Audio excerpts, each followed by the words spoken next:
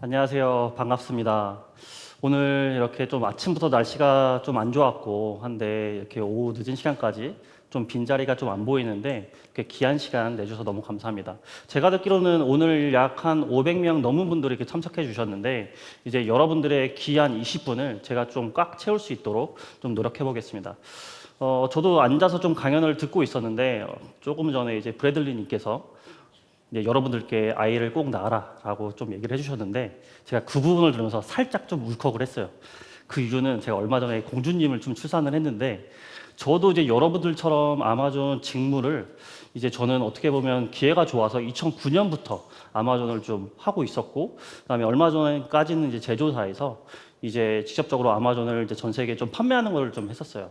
그래서 여러분들도 매일 아침 일어나서 이제 눈 뜨자마자 내 제품이, 내가 아마존에 판매하고 있는 제품이 이제 잘 팔리고 있는지, 내가 광고를 걸고 있는 광고 캠페인이, 셀러 센트럴 캠페인이 아니면 그 외 모든 광고가 잘 돌아가고 있는지, 로아스가 얼마인지, 결국은 CTR이 얼마인지 이런 것들을 잘 보실 텐데 여러분들도 정말 이제 내가 판매하는 브랜드 제품들이 정말 내 아들 딸처럼 아끼고 사랑하면 모든 경쟁사들이 어떻게 해서 잘 파는지, 내 제품을 어떻게 해서 노출이 더 잘 시키고 있는지, 상세 페이지는 어떻게 해야 더 좀 최적화가 될지에 대해서 눈이 트이실 것 같아요. 그러니까 이 부분에 대해서 제가 좀 더 여러분들의 이제 남은 시간 동안 좀 더 이해하기 쉽게 설명드릴 수 있도록 하겠습니다. 말이 제가 좀 빨라지는 경향이 있어서 최대한 천천히 말씀드리도록 하겠습니다. 제가 오늘 이제 여러분들께 소개시키는 이제 주제는 보이시는 것과 같이 피크 시즌 전환을 폭발시키는 구조 설계에 대한 내용이에요.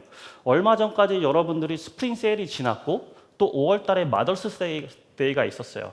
근데 그것도 이제 빅데이라고 쳐서 이제 뷰티나 웰리스 분들은 굉장히 바쁜 시기를 보내셨었는데 이제 프라임 데이가 다가오고 있습니다.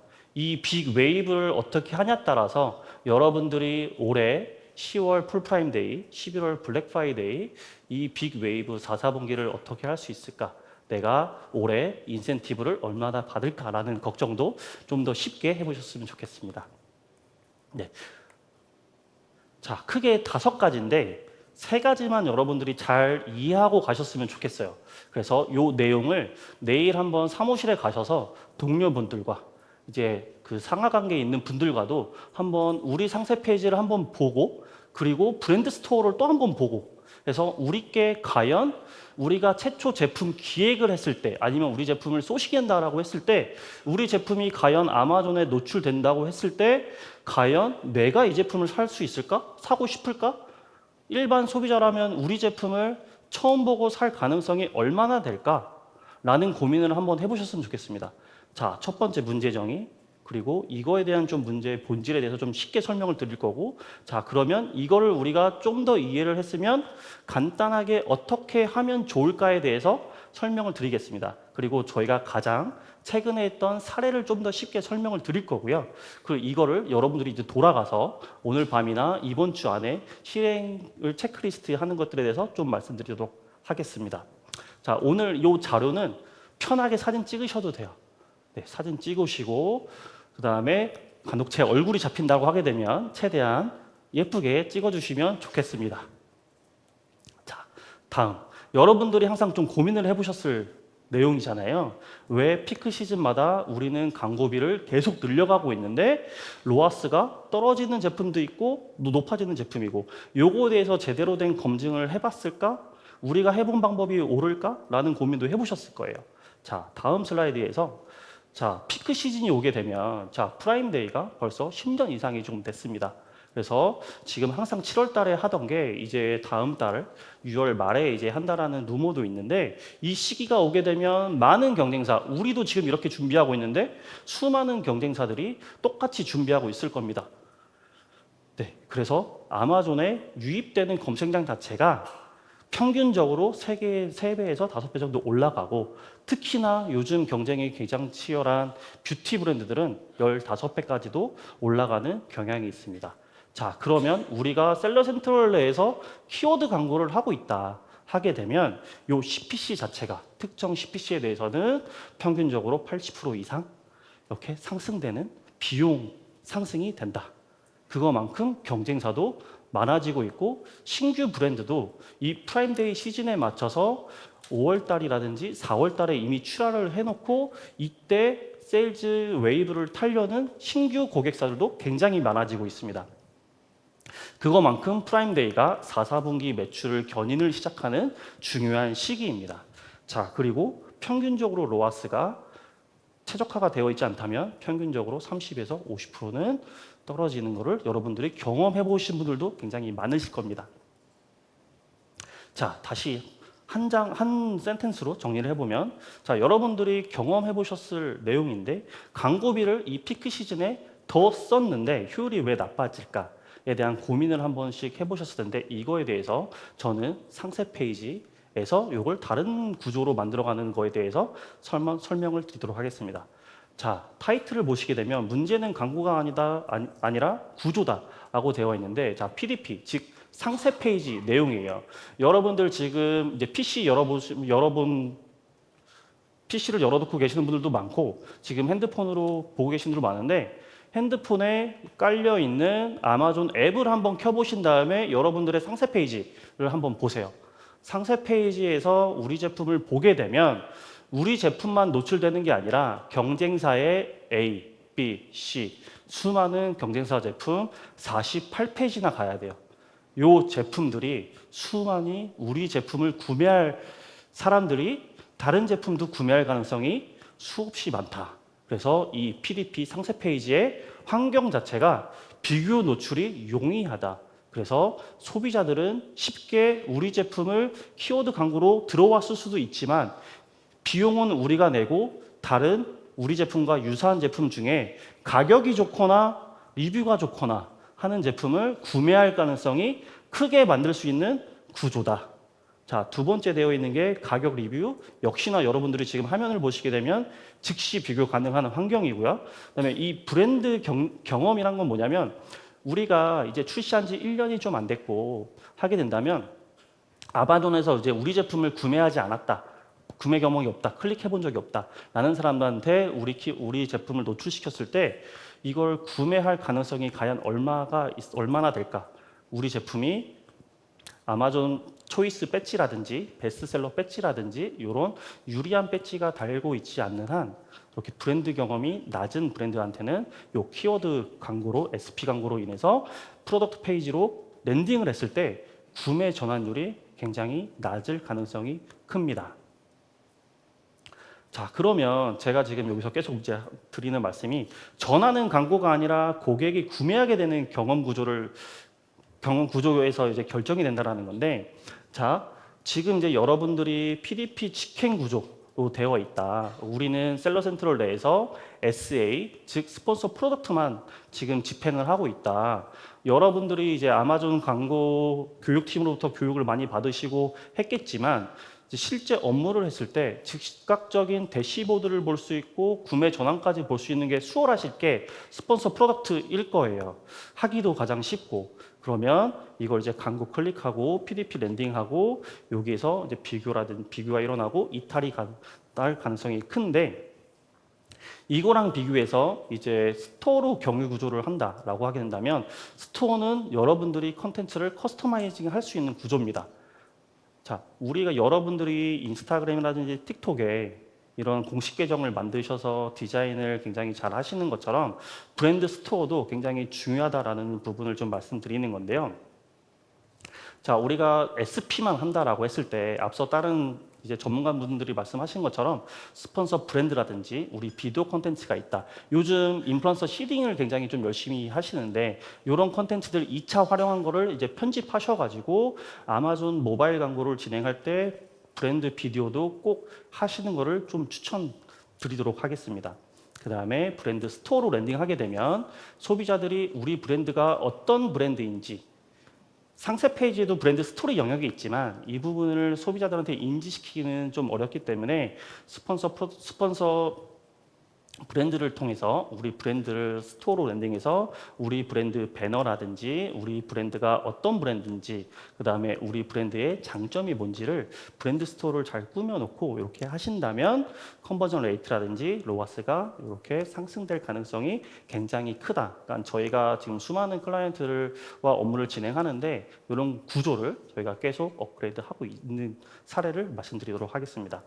자, 그 다음에 여기까지 제가 설명을 드렸으면 요거를 어느 타이밍에 어떻게 구조를 그러면 크리에이티브는 우리 내부에서 이걸 굉장히 하기 힘든데 어떻게 하면 될까라는 고민들이 또 있으실 거예요. 자, 요거에 대해서 또 말씀을 드릴게요. 자, 첫 번째 타이밍.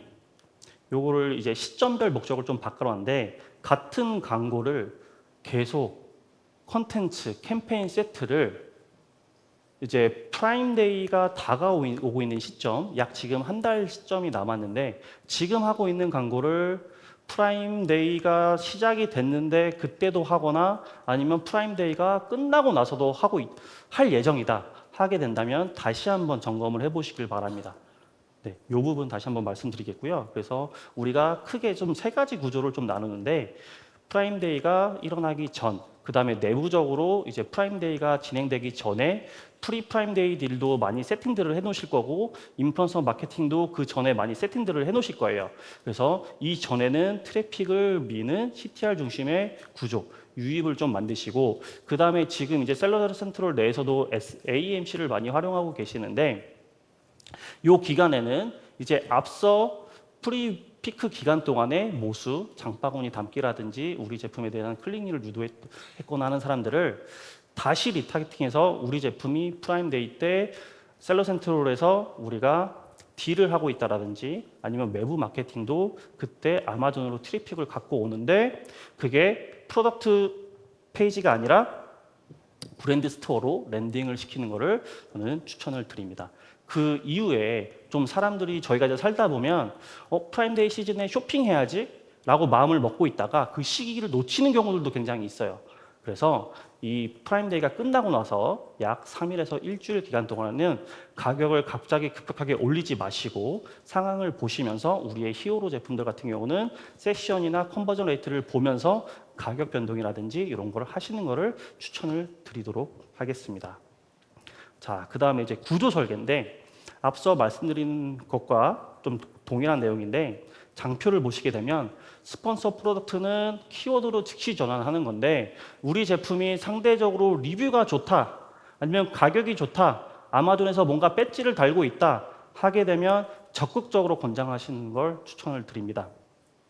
자, 그리고 스폰서 브랜드, SPV, 비디오를 활용한다라든지 이런 콘텐츠가 우리 내부적으로 있다라고 하게 된다면 우리 브랜드 스토어로 랜딩을 시켜서 우리 브랜드에 대한 이해 구조를 만드는 게 굉장히 좋다라는 말씀을 드리도록 하겠습니다.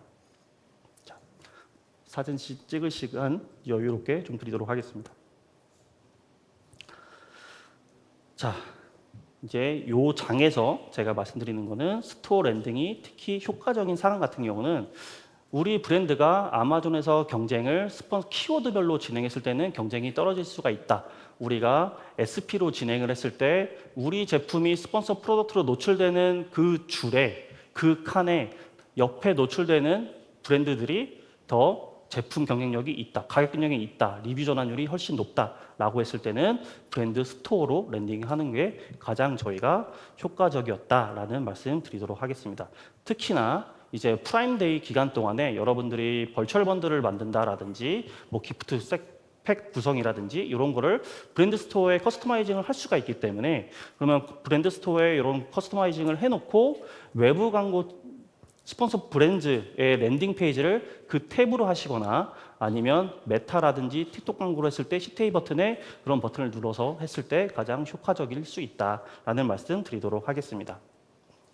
자, 크리에이티브 내용입니다. 요즘 아마존에서도 크리에이티브 자체를 이제 AI로 많이 활용하고 있는데 그리고 요즘 뭐 수출 바우처라든지 기타 등등 모든 지원 사업으로 다 콘텐츠도 만들 수가 있어요. 그래서 여러분들이 만드신 콘텐츠를 최대한 편집해서 소비자들이 짧고 이해하고 쉽게 재밌게 편집을 하셔서 이런 것들을 활용하신다면 훨씬 효과적으로 소비자들한테 다가가고 구매 전환을 이해하기 쉽게 할 수 있도록 할 것 같습니다.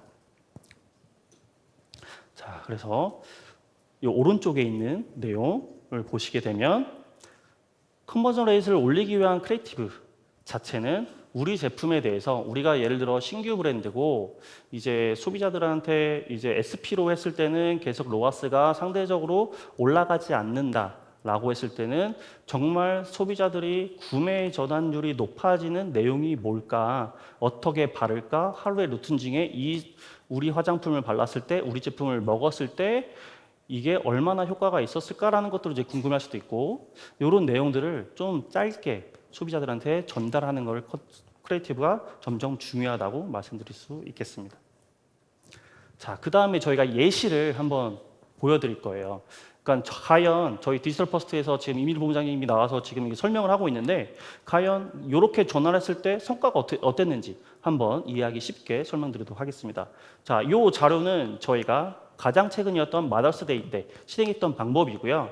다 요게 판매 1년 정도 된 브랜드 가지고 테스트를 진행한 거예요. 그래서 과거에 저희와 업무를 하기 전까지는 스폰서 프로덕트로만 셀러 센트럴 내에서 SB 하지 않고 그 다음에 브랜드 스토어 구축이라든지 이런 게 좀 미비했을 때 이렇게 그게 이제 비포고요.